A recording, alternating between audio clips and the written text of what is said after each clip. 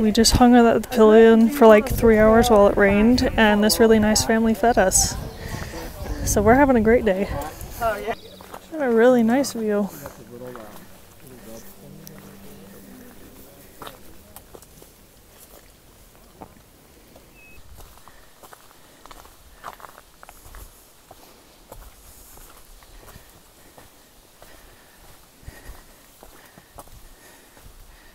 This is the top of the pinnacle.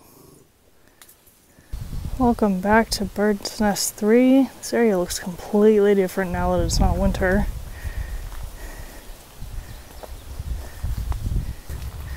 Plants have grown in. You can barely even see the privy now. We are going to the next shelter, which is 4.5 miles away. Probably gonna end up night hiking because it's almost 7 o'clock now.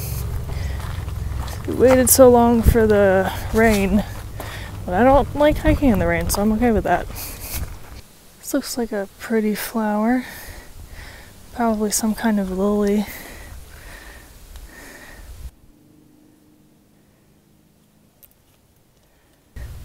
Deer scared me. Just see its little head poking out. This is the turnoff that goes down to that road that I used when I did my training hike.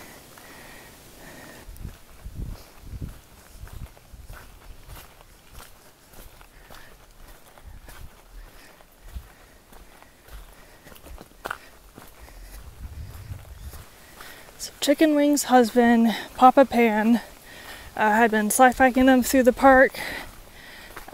But then he had to go home, so this morning we left Open Arms and he drove us back up here.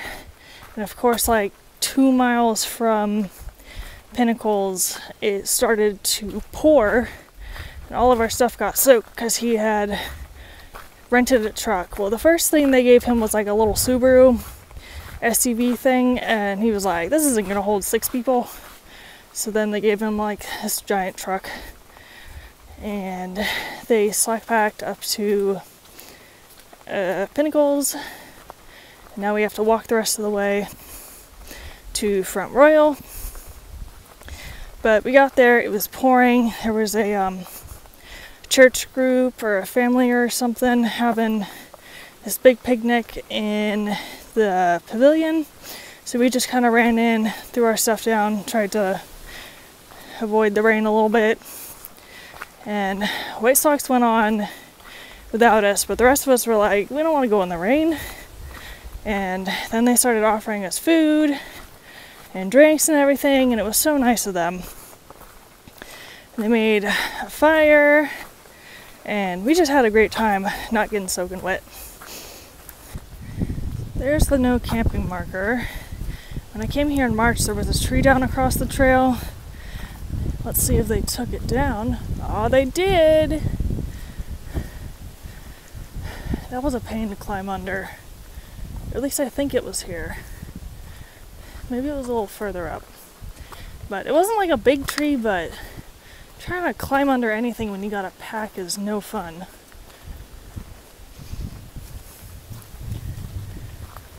This is the turnoff for Mary's Rock. It is a nice view, but I already did this back in March, so I'm gonna keep going on this section I haven't been on.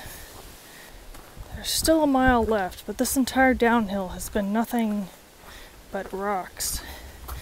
And it makes the going very slow.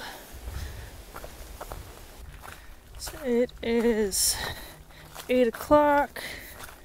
Shelter is 2.2 miles away, so we're gonna end up hiking in the dark a little bit.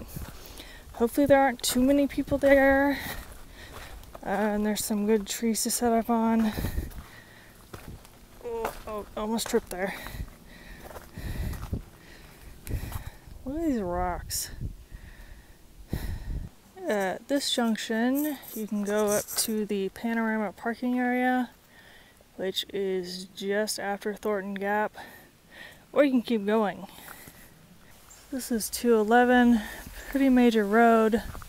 That bridge up there is Skyline Drive. We're gonna cross this while there's no cars coming. This is Skyline Drive, about a mile from the shelter.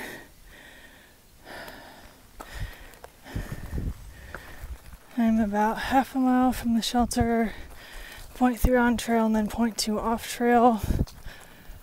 I'm so tired. I just got back on and I'm already over it. I need to learn how to not pack so much food. This is the turnoff for the Pass Mountain shelter. We had 6.64 miles according to Far Out. Thank you for watching, donating, commenting, liking. I'll see you in the next one.